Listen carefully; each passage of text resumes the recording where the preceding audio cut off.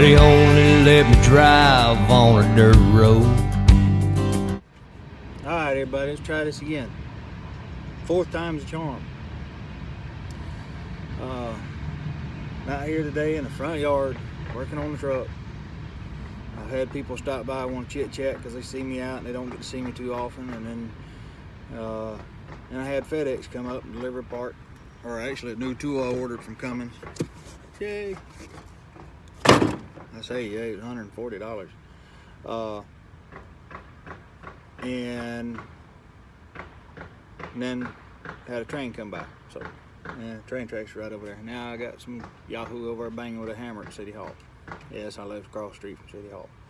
All right. So today, anyway, let's get back to back to our project. Today we're working on brake chambers. Now, anybody in trucking that's been in trucking any length of time should know how to change one of these. But if you don't, I'm going to tell you anyway.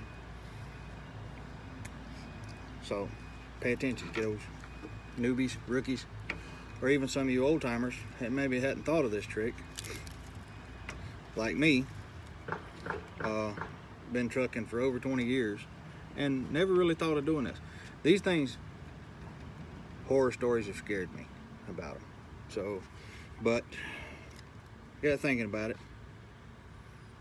and I've come up with a new way of working on them.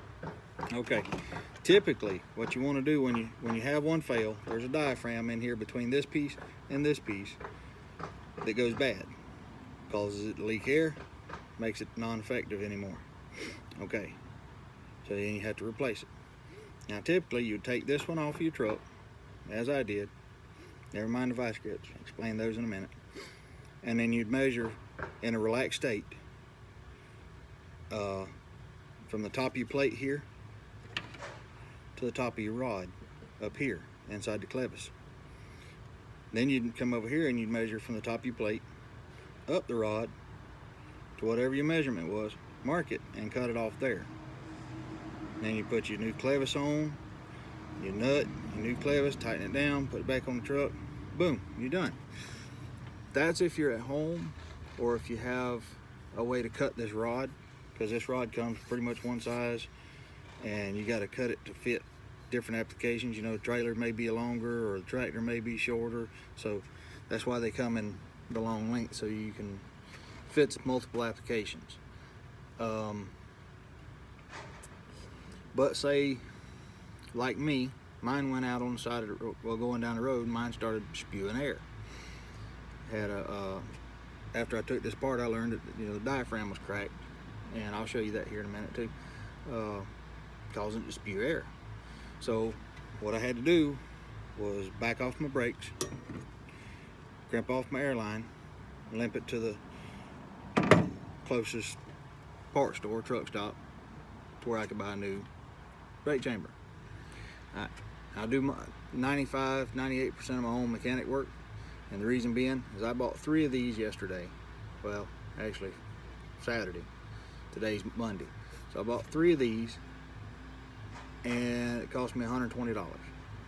Now if you call a service man out, he's going to charge you $50 to $75, $80 just for this, plus service fee, and you're looking at anywhere from probably $300 to $400 to change one on the side of the road or in the truck stop parking lot. Either way, they're going to charge you. So for $120, I bought 3 of them because I'm going to go ahead. I've replaced one on the truck already a couple weeks back, and when this one went out, I figured, well, the other 2 ain't far behind it, so I'll go ahead and replace them too and be done with it. All right, so back to what I was saying. Normal way of changing these would be to change the whole thing, measure from top plate, top of the rod, measure top plate to the point, cut it off, new clevis pin, put it back on the truck. All right, we're in a truck stop. We don't have the luxury of one of these, cutoff wheel, or a grinder with a cutoff wheel, or a hacksaw. Which I really wouldn't want to cut that rod with a hacksaw. It'd take forever, and I got a bad shoulder. So what we want to do is we're going to take step 1, disconnect our air lines. Step 2, take a pry bar, stick it between your clevis and your slack adjuster. Pull it just as tight as you can. Pull this rod out of this can as far as you can. Clamp it off with vice grips. Okay? Now, we've all heard the horror stories about, oh, and I have too, that's why I didn't ever like working on them. There's a spring in there that'll kill you. Don't touch them, don't work on them, don't service them. Well, true enough, there is one. It's down here. All right, and we're not gonna mess with that part. On these new ones, which is on there, this band is completely sealed. No way to take it apart. None. You have to grind it or cut it with a torch, and that's stupid. So, what we are gonna do though, I feel like I'm doing a cooking show. What we are gonna do is we're gonna take these 2 bolts that are on each side. They're a 1/2 inch bolt, or a 1/2 inch nut. The 1/2 inch nut. We're going to take them off. Once we get them off, then we're just going to take the outer band off. Simple, okay? And look at there. It just comes apart. Now, if we can see it very well, turn this. This is your diaphragm. All right.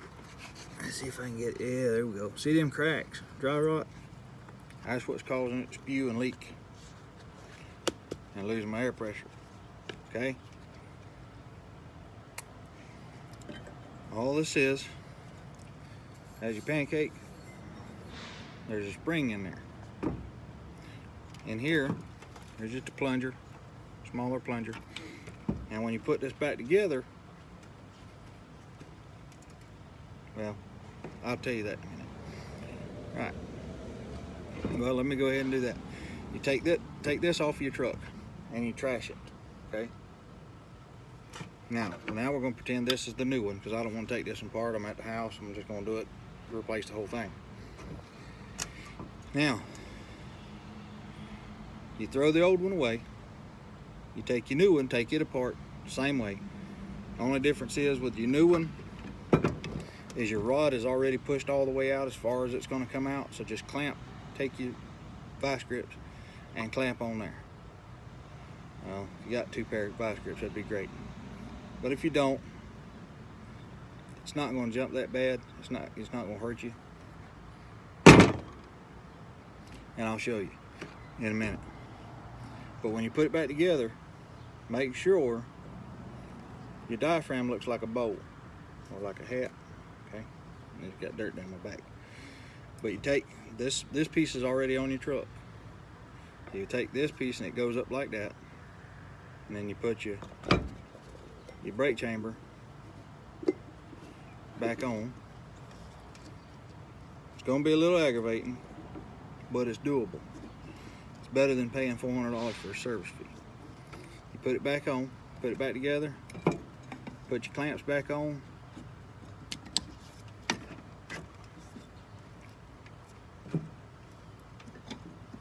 Now, it's not going to be quite this easy underneath the truck for 2 reasons. Your new diaphragm hasn't been smashed, and well, it has been smashed, but it ain't formed that way yet. So, but you put your clamps back on, put your bolts back in, and run them down just as tight as you can get them. The tighter, the better. All right, and make sure that when you put this back on,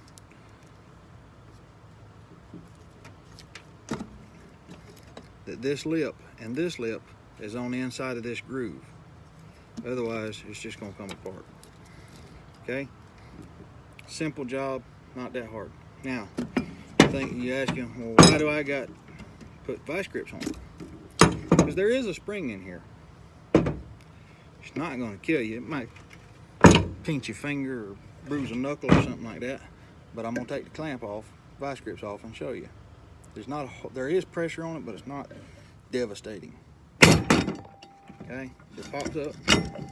Now, one hand, this is how tight the spring is, one-handed. Okay. It's hard to get a good grip on. Spring's not that bad.